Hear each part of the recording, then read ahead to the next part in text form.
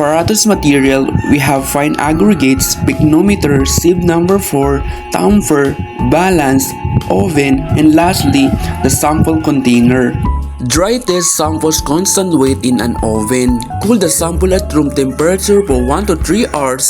After the cooling period, immerse the sand in a water at the room temperature for a period of 15 to 19 hours. Instead of completely immersing the sand in a water, AASHTO considers sands to be soaked if the sand is maintained at a moisture content of at least 6% for the prescribed period.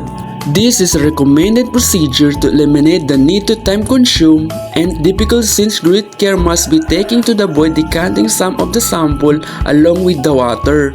Additionally, the sand will be much closer to SSD condition when the soak at 6% moisture, which expedites the dry procedure. Can water from the sample, avoiding loss of fines. Spread the sample on a flat, non-absorbent surface. Stir the sample occasionally to assist in homogeneous drying.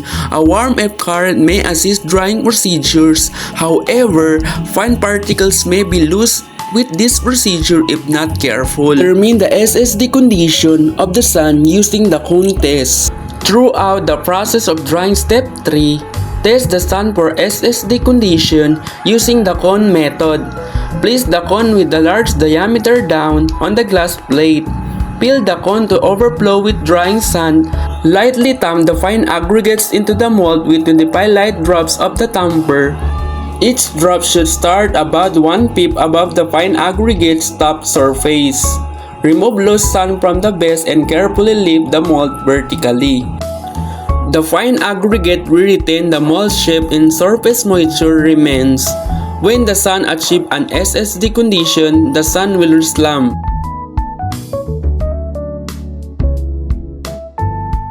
If on the first trial, the sand slump moisture must be re-added and the drying process repeated, record the weight of the sand as SSD mass when the sand slump to the nearest 0.1 gram. No slump indicates surface moisture present, pavement interactive.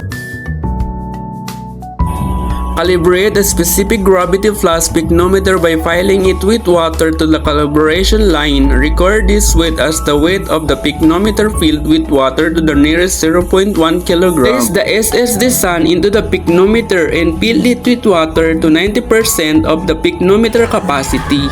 Manually roll, invert, and agitate the picnometer to eliminate air bubbles. This procedure should be repeated several times to ensure that any interrupt air is eliminated. The agitation of picnometer does not have to be constant. And lastly, determine the total weight of the picnometer specimen in water. Record the weight to the nearest 0.1 gram as the weight of the picnometer with the sample in water.